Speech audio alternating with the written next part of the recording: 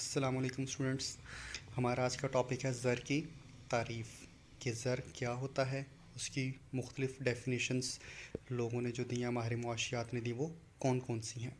اس میں ہمارے پاس سب سے پہلے جو ہے پروفیسر واکر کی ڈیفینیشن ہے, منی از وٹ منی ڈز. زر سے مراد وہ شے ہے جو بطور زر اپنے فرائض سر انجام دیتی ہے.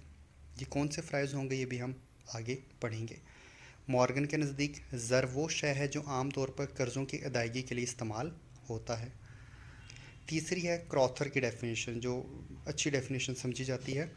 کوئی بھی وہ شے زر کہلاتی ہے جسے اعلی تبادلہ کی حیثیت سے قبولیت عامہ حاصل ہو اور ساتھ ہی ساتھ پیمانہ قدر اور ذخیرہ قدر کا کام سر انجام دے.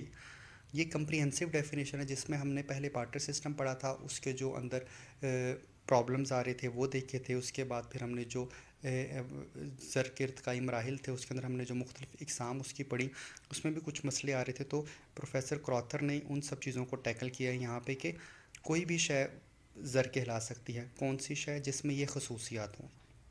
اعلی تبادلہ, کہ جو لوگوں کو ایکسچینج کا ایک میڈیم پرووائڈ کر دے اور جس کو حیثیت سے قبولیت عامہ حاصل ہو, کہ ہر بندہ اس کو جنرلی ایکسیپٹ کرے اور اس کو ایکسیپٹ کرنے کے لیے تیار ہو. مطلب اگر ہم کسی کو پیسے دیتے ہیں تو وہ اگلا بندہ ان پیسوں کو ایکسیپٹ کرے گا اور اس کے بدلے میں ہمیں جو بھی مطلوبہ چیز ہوگی وہ پرووائڈ کر دے گا. تو اعلی تبادلہ ہونا چاہیے اور قبولیت عامہ, جنرلی ایکسیپٹیبلٹی ہونی چاہیے.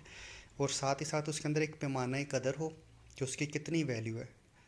ہر نوٹ کی یا وہ جو کرنسی کا ہم میڈیم استعمال کر رہے ہیں اس کی کتنی ویلیو ہے اور ہم اس کو سٹور کر سکتے ہیں یا نہیں کر سکتے. جیسا کہ بارٹر سسٹم میں یہ مسئلہ آتا تھا کہ ہم ادھار پر لین دین نہیں کر سکتے تھے یا ان چیزوں کو سٹور نہیں کر سکتے تھے لمبے عرصے تک. اسی طرح سے جو جناسی زر تھا یا میٹل والا زر تھا اس میں بھی یہ مسئلے آ رہے تھے. ٹھیک ہے, تو اس نے ان سب چیزوں کو کور اپ کیا ہے. اور یہ ایک اچھی ڈیفینیشن, اگر آپ کو زر کی تعریف پیپر میں لکھنے کو ہوگی تو پھر آپ نے یہ والی پروفیسر کراتھر والی جو ڈیفینیشن ہے, کوئی بھی وہ شے زر کہلاتی ہے جسے اعلی تبادلہ کی حیثیت سے قبولیت عامہ حاصل ہو اور ساتھ ہی ساتھ پیمانہ قدر اور ذخیرہ قدر کا کام بھی جو وہ سر انجام دیتی ہے. اس کے علاوہ کافی ساری اور بھی ڈیفینیشنس ہیں جو مختلف اوقات میں دی گئیں. ان میں سے بس آپ نے جو یہ کراتھر والی ڈیفینیشن ہے اس کو آپ نے اچھی طرح سے سمجھ لینا ہے. اس کے بعد ہمارے پاس ہیں زر کے فرائض, فنکشنز. جیسے اس ڈیفینیشن میں بتایا کہ زر کیا کیا کام کرے گا, کون کون سے مسئلے تھے جو اس نے کور اپ کیے ہیں. اعلی تبادلہ ہوگا سب سے پہلا, میڈیم آف ایکسچینج, کہ اس کو ہم اعلی تبادلہ کی حیثیت حاصل ہوگی. جیسا کہ ہم نے پارٹ 1 میں پڑھا تھا, پیدائش دولت, تقسیم دولت, تبادلہ دولت, یہ سارا کا سارا جو ہے وہ تبادلہ دولت میں اعلی تبادلہ کی اس کو حیثیت حاصل ہوگی. اور جو لوگ ہوں گے وہ اس کو as a medium of exchange استعمال کریں گے, مطلب وہ ان سے اپنی ضروریات کو پورا کر سکیں گے. پیمانہ قدر ہوگا, میجر آف ویلیو ہوگی, کہ اس کی ویلیو ہوگی. جیسا کہ پہلے بارٹر سسٹم میں بھی ایشو آ رہا تھا کہ ایک چیز کے بدلے میں کتنی چیز دوسری کی کتنی مقدار دی جائے.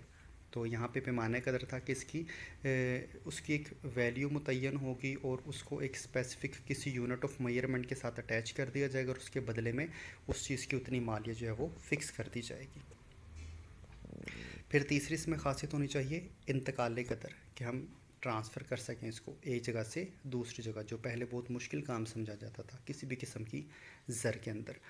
تو وہ مسئلہ بھی اس جو کرنسی نوٹس یا جو ہم استعمال کرتے ہیں زر یا پلاسٹک منی استعمال کرتے ہیں, اس سے وہ مسئلہ کافی حد تک ختم ہو گیا. اب تو ہم گھر بیٹھے ایک جگہ سے ایک ملک سے دوسرے ملک بیٹھے بیٹھے پیسوں کو ٹرانسفر کر سکتے ہیں. پھر ایک مسئلہ آ رہا تھا بارٹر سسٹم کے اندر بھی, جناسی زر میں بھی, کہ حکومتی ادائیوں اور وصولیوں کا ذریعہ کوئی متعین نہیں ہو رہا تھا. اور اس میں بہت مسئلے آ رہے تھے کہ ہم کس طریقے کے تحت جو ہے ان وصولیوں کو کریں, کیونکہ کوئی گندم اگا رہا تو اسے گندم حاصل ہوگی, کوئی چاول اگا رہا تو اسے چاول حاصل ہو جائے گا, کوئی بھیڑ بکریاں پال رہا تو وہ پھر حکومت کا جو تھا معاملہ وہ اس طرح سے نہیں چل پاتا تھا. تو پھر ایک خاص چیز ہونی چاہیے, ایک پراپر جو ہے وہ میکانزم ہونا چاہیے جس کے تھرو آپ ایک ہی چیز سب سے کلیکٹ کریں. تو وہ بھی کام جو ہے وہ زر نے آسان کر دیا. اور اب ہم جو بھی وصولیاں, ٹیکس وغیرہ, ادائیگیاں جو بھی ہوتے ہیں وہ پیسوں کے تھرو کر دیتے ہیں. پھر معاشی ترقی کے اندر اس کا بہت اہم رول ہو گیا کہ اب ہم دیکھتے ہیں کہ مختلف ممالک کے اندر اپنی اپنی ان کی کرنسیز ہیں، اور ان کی کرنسیز آپس میں جو ہے ایکسچینج بھی ہو سکتی ہیں، اور ہر کسی کا ایک اپنا سسٹم ہے جس کے تحت جو ہے وہ ملک چل رہے ہیں، اور وہ ایک زرعی نظام بن گیا ہوا ہے ساری دنیا کے اندر، پالیسیز بنتی ہیں اس کے اوپر، پھر حکومت جو اس کو کنٹرول کرتی ہے، تو یہ بھی کافی آسانی سے ہو گئی ہے۔ اور اس کے علاوہ کیا ہے کہ مختلف قسم کے اس کے فرائض ہیں جو کہ زر اپنا سر انجام دے رہا ہوتا ہے، مختلف اشیاء ہیں ان کی پیمنٹ کرنی ہوتی ہیں، ہم نے لوگوں کو معاوضے ادا کرنے ہوتے ہیں۔ اس کے علاوہ کوئی بھی لین دین کسی بھی قسم کا ہوتا ہے، پھر آپ نے اگر اس کو سٹور کرنا ہے سٹور کر سکتے ہیں، کسی کو ادھار پہ دینا ہے ادھار پہ دے سکتے ہیں، کہیں پہ ہم نے اس کو ایسٹس میں تبدیل کرنا ہے تو ہم اس کو ایسٹس میں تبدیل کر سکتے ہیں۔ زر کی رسد کو حکومت بڑھا بھی سکتی ہے، کم بھی کر سکتی ہے، ہم بھی بچت کر سکتے ہیں، سرمایہ کاری کر سکتے ہیں، تو اس قسم کے مختلف قسم کے جو ہیں وہ ہم اس زر سے مختلف قسم کے کام لے سکتے ہیں۔